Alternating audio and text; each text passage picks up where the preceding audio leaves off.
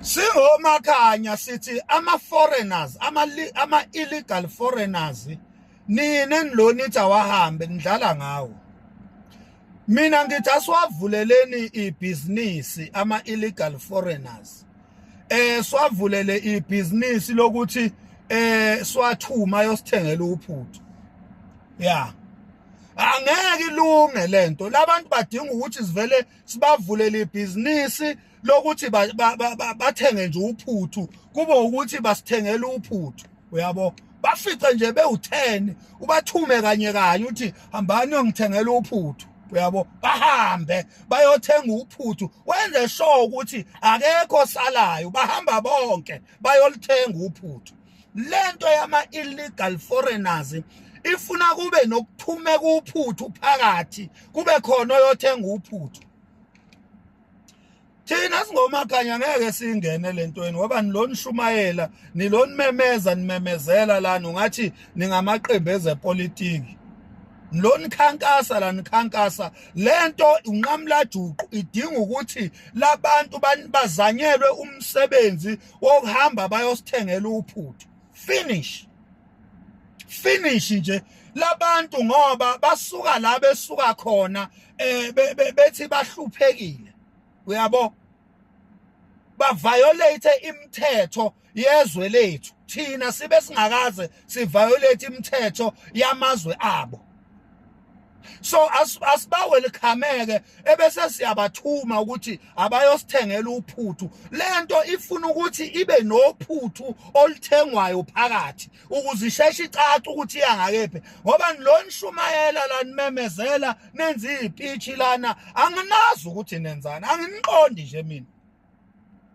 Angiqondi into yenu. Thina kwaZulu asikhulumi kakhulu. Ngokwazi kwami nje uZulu akakhulumi kakhulu.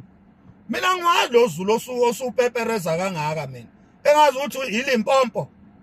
Hayi. Lo Zulu opepereza kangaka engathi iLimpopo. Hayi.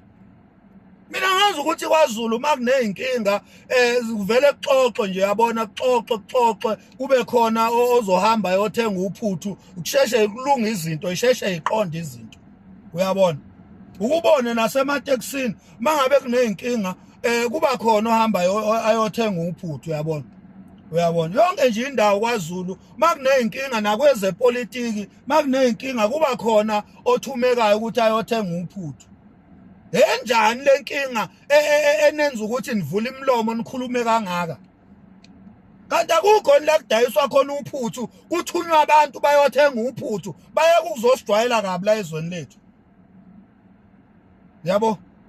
Singomakhanya nje sibuka nje ngaleyo angle lento ukuthi iyalidinga nje uphuthu ukuthi nje kuqalwe phansi nje kube nendlela nje ezokwenza ukuthi angeke nibakwazi ukuthi bathumeke ongcono bayosithengela uphuthu kube ukuthi ke indlela esibawelcome ngayo iyona leyo ukuthi sizama ukuthi bazama ukuyosithengela uphuthu ngoba bafuna amathuba empilo nabo Nkosi yami. Balambile bafuna amathuba empilo azame ukuthi sibathume nje uphuthu bahambe bayosithengela uphuthu Nkosi yami. Iyona ndlela ezosolva indaba yama illegal foreigners asijwayela kabi la ezweni lethu asingenisela ama drugs asidlwengulela izingane enza wonke amasimba lawa kodwa luvuthiwe uphuthu. Why bangathunywa uphuthu labantu ukuthi basebenze ngendlela yokuyothenga uphuthu sibathume nje uphuthu kube ukuthi nje lokishi thu lokishi bayathunywa thiwa bayothenga uphuthu.